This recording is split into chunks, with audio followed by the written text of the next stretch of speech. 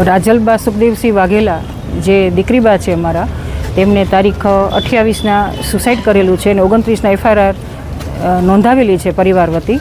અને આજે 16-17 દિવસ થયા છે, છતાં પણ હજી FIRમાં જે નામો છે એમાંથી 3 જણા હજી બહાર છે, એની ધરપકડ પણ નથી થઈ. અને કચ્છ રાજપૂત ક્ષત્રિય સમાજની તમામ સંલગ્ન સંસ્થાઓ આજે મામલતદાર સાહેબ અંજારને અમે આવેદન આપ્યું છે કે નિષ્પક્ષ તપાસ કરી અને દીકરીબાને પૂરો ન્યાય મળે અને પરિવારને ન્યાય મળે એવી રાજપૂત સમાજના તમામ સંસ્થાઓની માગણી છે. એ માટે આજે અંજાર મધ્ય આપ જોઈ રહ્યા છો કે તમામ સંસ્થાઓ સાથે મળી અને આજે આવેદનપત્ર આપવામાં આવ્યું છે. શું લાગી રહ્યું છે મહિલા તરીકે તમને આ વિશે બનતું? કારણ કે અમે એ જ ઈચ્છીએ છીએ કે ખાલી માત્ર એવું રાજપૂત સમાજની પણ કોઈ પણ સમાજની દીકરીબા સાથે આવો અન્યાય ન થાય અને કોઈ પણ દીકરીબાને પોતાનું જીવન ટૂંકાવવું ન પડે અને નિષ્પક્ષ તપાસ થાય અને એક દાખલો બેસે તો આવનારા ભવિષ્યમાં કોઈ પણ પરિવાર દીકરીબા સાથે આવો અન્યાય ન કરે અને કોઈ પણ દીકરીબાને પોતાનું જીવન ટૂંકાવવું ન પડે. શું આપનું નામ છે અને શું કહેશો આ વિષય પર? મારું નામ અજયપાલસિંહ જાડેજા. હું એટલું જ કહેવા માંગીશ કે આજે બહોળી સંખ્યામાં રાજપૂત ક્ષત્રિય સમાજના તમામ સંગઠનોની દ્વારા એક આવેદનપત્ર મામલતદાર શ્રી અંજારને આપવામાં આવ્યું. આ આવેદનપત્ર માત્ર રાજપૂત સમાજ પૂરતું નથી, પણ કોઈ પણ સમાજની દીકરીને આવું અગમ્ય પગલું ભરવું પડે એ ન ભરવું પડે એના માટે કડક રીતે કાયદો કામ કરે અને જે ગુનેગાર છે એ કોઈ ગુનેગાર છટકી ન જાય એની તટસ્થ તપાસ થાય એના માટે સમગ્ર રાજપૂત સમાજની તમામ ટીમો દ્વારા આવેદનપત્ર આપવામાં આવ્યું છે. જયદેવસિંહ વાઘેલા. આજરોજ અંજાર ખાતે સમગ્ર કચ્છ જિલ્લા રાજપૂત ક્ષત્રિય સમાજ દ્વારા એક આવેદનપત્ર પાઠવવામાં અહીંયા એકત્રિત થયા છીએ.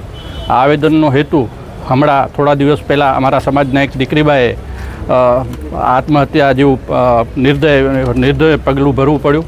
એની પાછળ અનેક એમના સાસુ સસરા કે જે પણ જવાબદાર વ્યક્તિઓ છે એની સામે કડક કાર્યવાહી થાય અને આ FIRમાં જે પણ આરોપીઓ છે એમની તરત ધરપકડ થાય અને કડકમાં કડક કાર્યવાહી એમની ઉપર થાય.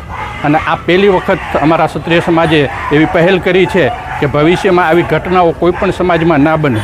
કારણ કે આપ જોતા આવો છો કે છેલ્લા અમુક મહિનાઓમાં આવી અનેક ઘટનાઓ બનતી આવે છે, જેની પાછળ ઘણા કારણો કે પરિબળો જવાબદાર હોય છે, પણ આપણે જે તે પરિવાર કે વ્યક્તિ ઉપર ઢોળી દેતા હોઈએ છીએ. સમાજ ક્યારે પણ આ જવાબદારી માટે આગળ નથી આવતો. એટલે અમે ક્ષત્રિય સમાજ કચ્છ જિલ્લાએ એવી પહેલ કરી છે કે આ સમાજમાં આવી ઘટનાઓ ભવિષ્યમાં ના બને એના માટે જે પણ જવાબદાર વ્યક્તિ હોય એના ઉપર કડક કાર્યવાહી થાય અને ભવિષ્યમાં કોઈ પણ સમાજ, કારણ કે દરેક સમાજની બેન દીકરીઓ દરેક પિતાને માતા પિતાને વાલી હોય અને કોઈ પણ એવું ના ઈચ્છે કે મારી દીકરી સાસરે જઈને દુઃખી થાય કે એને એવું પગલું ભરવું પડે. કારણ કે આ દીકરી બે આપ વિચારો ક્યારે આત્મહત્યા જેવું પગલું ભરવું પડ્યું હશે, એના ઉપર કેવી યાતના પીડાઓ ભોગવવી પડી હશે ત્યારે એને આ પગલું લીધું છે.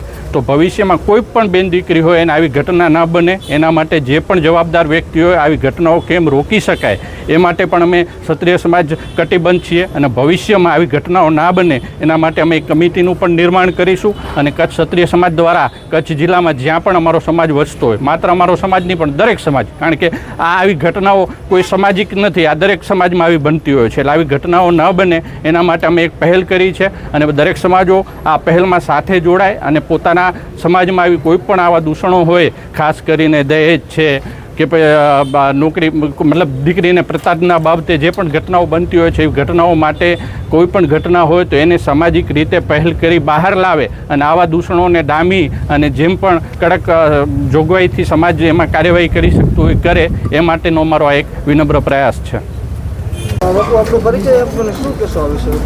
મારું નામ ભરતસિંહ નાગુભા જાડેજા, ગડપાદાર. આજે અમારો સમાજ એક ક્રાંતિકારી પગલું ભરી અને સમગ્ર ગુજરાતને એક મેસેજ દેવા માગે છે કે કોઈ પણ અતિશયોક્તિ મતલબ જ્યારે સહન કરવાની સહનશીલતા આપણી પૂરી થઈ જાય ત્યારે આપણે આવું પગલું ભરે છે દીકરીબા, તો એમના પરિવારને ખરેખર અમે સાંત્વના આપી છીએ કે તમને પણ કોઈ પણ જાતનું સામાજિક કે પ્રશાસન દ્વારા કોઈ પણ જાતનું દબાણ આવે તો સમાજ તમારા સાથે છે ને તમારી દીકરી અમારી દીકરી છે. કારણ આ વસ્તુ દરેક જગ્યાએ બની શકે એમ છે. તો ખરેખર આજે જે બહોળી સંખ્યામાં અમારા ભાઈઓ કરતાં અમારા માતાઓ અને બહેનો વધારે છે અત્યારે, એટલે ખરેખર આ એક ક્રાંતિકારી પગલું છે અને આની જે અસર છે આની અસર આખા ગુજરાતમાં અને દરેક સમાજમાં, જેમ જયદેશભાઈએ કીધું કે ખાલી અમારા સમાજ પૂરતી નથી, પણ દરેક સમાજમાં આ રીતનું જે દીકરીઓ ઉપર અત્યાચાર કરવામાં આવે છે. અને ખાસ કરીને અમારા સમાજમાં સહનશક્તિ વધારે હોય છે, કારણ કે જે ક્ષત્રિય સમાજ છે એ ખરેખર ઐતિહાસિક રાણા પ્રતાપના વખતથી આ જે સહનશક્તિ કરે છે.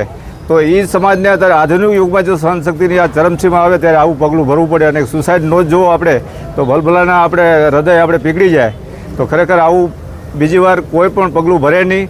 અને એ જે પણ ગુનેગારો છે આમાં એને પ્રશાસન અને સમાજ પણ એને શિક્ષા આપે એવી મારી સૌને વિનંતી છે. ભારત માતા કી જય.